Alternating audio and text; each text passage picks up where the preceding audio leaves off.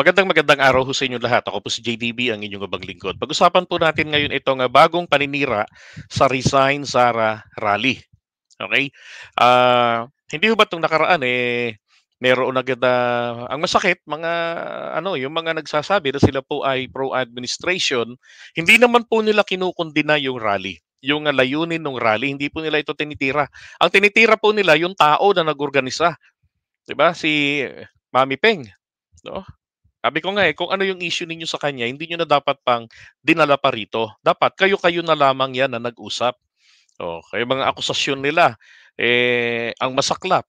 Ah, Merong nag-aakusa na may kumita, pero napaka-transparent naman. Inilahad naman ni Mami Peg sa kanya mismong vlog, yung mga ginastos, pinost din niya. 'Di ba? Yung mga ginastos. So doon sa nag-aakusa, inggit na malaki ho talaga ang nangyayari. Ngayon, hindi natin binibintang kung kanino po itong panibagong paninira na ito. Ito ho tignan nyo. Sabi kasi dyan, meron daw pong hindi ah, nabayaran noong nakaraang rally. Let's play. Okay, eto. Nasaan na yun? Ay, hold on 1 second. Saan na yung ano nun?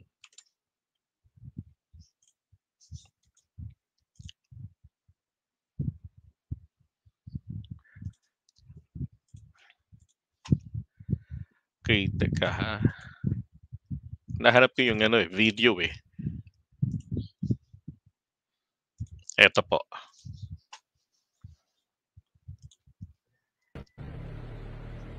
Ayan. Ibigin sa puti sa'yo kapag di mo pa binayaran. Sabi niya, ano ba yun? Kakalat daw nila to pagka hindi sila binayaran, ganun. Sabi rito, parang itong screenshot na to ito po, yan, ipinasa ito kay Mami Peng, yung may pink na yan. Sabi rito, sikat natin, lalaki naman yun mamaya eh. Ayun, sabi, Mami Peng, anong nangyari? Linggo na ngayon, wala pa din yung bayad ng mga umattend sa rally. Ako ang sinisingil ng mga tao. Nagagalit na kasi sa akin. Sana maunawaan mo po. Then sabi raw ni Mami Peng, ito yung kanyang page. Yung page ko, ganyan rin yung logo eh. Yung pinaka-picture. Ay, pasensya na. Wala pa kasi yung budget. Okay?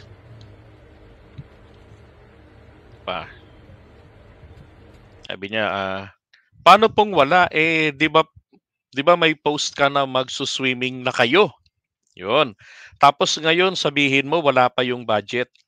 Sabi raw, iba po kasi yung budget na yon. Galing po iyon sa pribadong tao. Okay. Yung pong gagamitin pang swimming, yan po ay isa sa malaking nag-donate para doon sa panggastos ng rally. Meron pa nga pinost siya na nag-offer din na parang, I don't know if that is the same person na nag-donate ng malaki na kung saan ay nag-o-offer ng mga nag-o-offer na kung yung not MacBook, yung Chromebook, parang laptop ito, gaya nung kay Pink. Nag-o-offer ng ganon para sa mga anak ni Mami Peng. Tapos ito naman yung sinabi naman yung magsuswimming, pang-asar yun doon sa mga sa mga bumabanat nung pagkatapos ng rally, doon sa mga nainggit. Tawagin natin nainggit, halata naman eh. No. Ngayon, pinost niya yon. Pero sabi nga, nangyari, naging totoo. Kasi yung may-ari ng pera, sinabi niya, kung hindi nyo na po kukunin, nakalagay dun kung hindi nyo na po kukunin, gagamitin po namin na para sa swimming, mga vloggers. Pumayag yung may-ari. Di ba? So yun yung pinaghuhugutan ng gumawa nito. So alam na natin kung kailan ito ginawa, itong convo na to. Okay? So private po yung panggagalingan ng pondo na yun. Totoo po yun. Wala naman ho kasi kaming government fund eh. Okay, wala akong government fund. Okay, ito pa.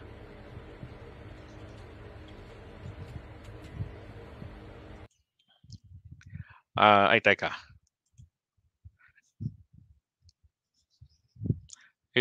Pribadong tao. Okay, angat natin.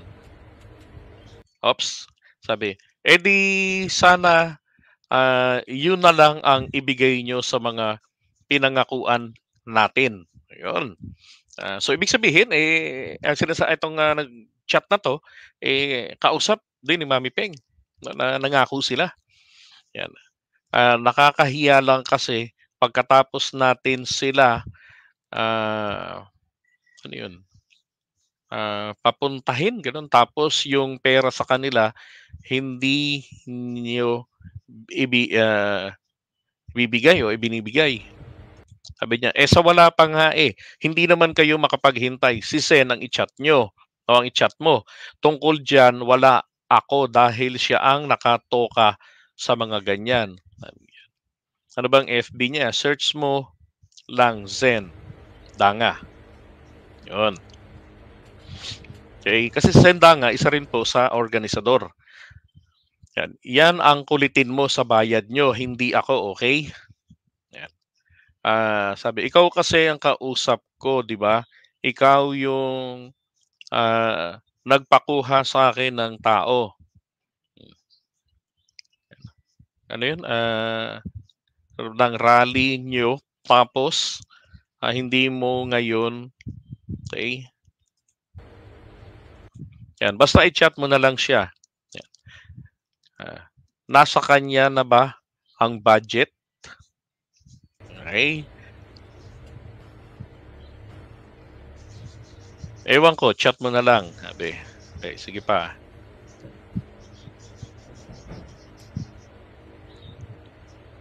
Okay, so wala na. Hanggang ganun lang. Teka ha, bumaba. Hanggang doon lang. Okay, ngayon po, ito lang yung masasabi namin. Kung totoo na merong hindi nabayaran o totoo na nagkaroon nga po ng hakutan at ipinangakuan ng bayad. Alam nyo, hindi ho ilalabas ito ni Mami Peng. At with her permission, kaya po ako may kopya nito at inilalabas ko rin. Ito ho ang hamon namin. Kung sino itong naniningil, lumantad siya. Okay? Kung sino tong taong ito, lumantad siya, magsabi siya, 'di ba? Para malaman namin talaga kung totoo nga, kung kilala ba talaga niya si Mami Peng. Kung talagang nakausap niya, 'di ba? Gaano sila magkakilala? Magpakita siya ng mga pruweba na kasi lumilitaw rito magkakilala sila eh. So magpakita siya ng mga pruweba. Sabi nga ho kasi ni Mami Peng, etong kanyang FB page na yan, yung may nakalagay roon na hashtag resign Sara, no? Yan po ay hindi niya ginagamit sa mahabang conversation katulad niyan. Totoo po 'yun.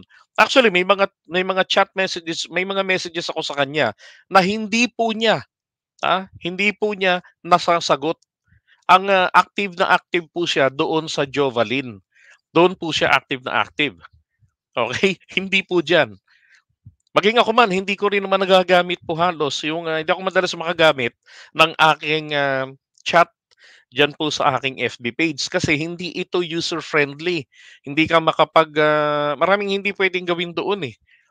Kaya mas mainam ang gamit namin yung regular po na sa FB, yung messenger, yung personal.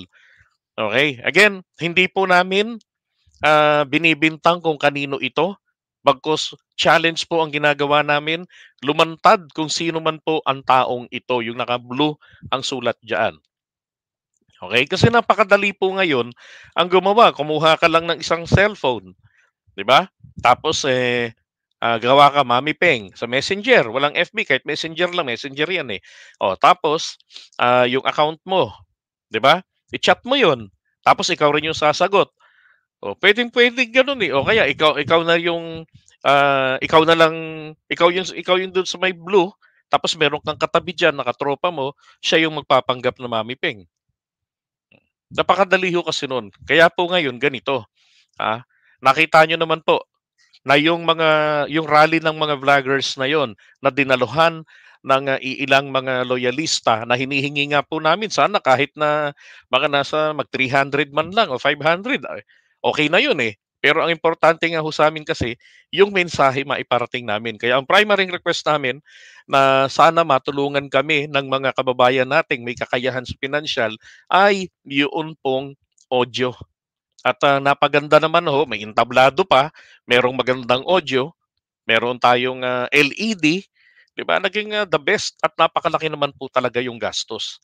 Kung di ako nagkakamali, umabot po ng, more or less nasa 300,000 po yun. Ganun lang kasimpleng rally, ganun lang kasimple yung itsura, wala ngang mga upuan kami. Hmm. Pero yun po ay galing lahat sa mga nagkaisang mga OFWs. Okay, kaya nga sabi ni Takero, what more pala itong rally ng mga maisog, 'di ba? Saan nanggagaling yung budget nila doon, ang lalaki ng mga gamit nila, 'di ba? Kanino galing yung pera na yun? 'Di ba? Saan nanggagaling?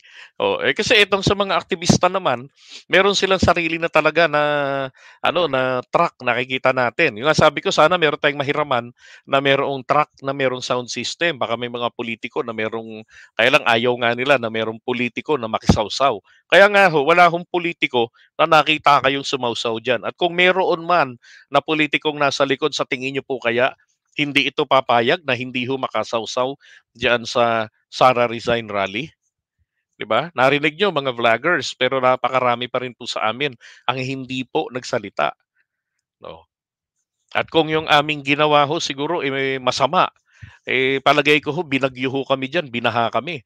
Dahil yung mga oras na nagra-rally po tayo diyan, wala pong ni isang patak ng ulan hanggang sa kami ay makatapos. Yun, yung kung saan plinay na yung, nag-rap na si Koy tapos plinay na yung ating opening song sa ating mga vlogs. Saka lamang po bumuhos ang ulan. Such a blessing. Oh. Samantalang at the same time, sa ibang mga lugar, kaya maraming mga nagsabing hindi makakarating dahil sa lugar nila inuulan na sila hapon pa lang. At yun naman po ang nasa weather forecast na magkakaroon ng ganyang pag-ulan sa bandang hapon. Eh kung hindi pa nga umulan yan, sigurado marami pang dumating doon. Di nako, lalong problema namin doon ang pagkain dahil ayaw naman po ni Mami Peng na may magugutuman. 'Di ba? Yan pa yung hindi magbabayad sa tao kung magpapahakot. Eh hindi nga namin, kaya nga ginawang hapon yan para iiwas doon sa mga loyalista na mahilig pumunta ng napakaaga. Tapos baka ma-heat stroke lang. 'Di ba? At yung iba nagre-request na gawing hapon. Kaya lang di naman nakarating dahil nga po sa sama ng panahon na naibabalita na sa weather forecasting, 'di ba? Again, hamon po namin dito sa para masabi na sila po talaga ay totoong tao, lumantad kayo, 'di ba? Magpakita kayo talaga, gano'n. Oh, makikilala naman po kayo kung kayo po talaga ay organizer eh. Kasi ang nagcha-chat po rito pwede sabihin natin nagpapanggap na organizer. Kaya nga nakakakuha ng mga tao, 'di ba? 'Yun lang po yung hamon natin dito. Simple lang naman ang aming rally. Mensahe lang po yung malahigante doon sa aming rally. Talagang na-threaten talaga sila. Okay? Oh, 'yan po yung hamon namin ha. Kasi po si Mami Peng, alam ko ipinapatrace niya na ito sa CIDG at saka sa NBI. Kung sino ang taong ito. Ngayon, kung ito po naman po ay legit, para hindi na po, 'di ba, magkahiyaan, lumantad na ho kayo, magsabi na kayo. Okay? Alright, so hanggang dito lang po muna mga kapatid. Maraming salamat sa inyo ha. At ako uli ang inyong abang lingkod, Johnny the Bagger. Kita-kits sa susunod po natin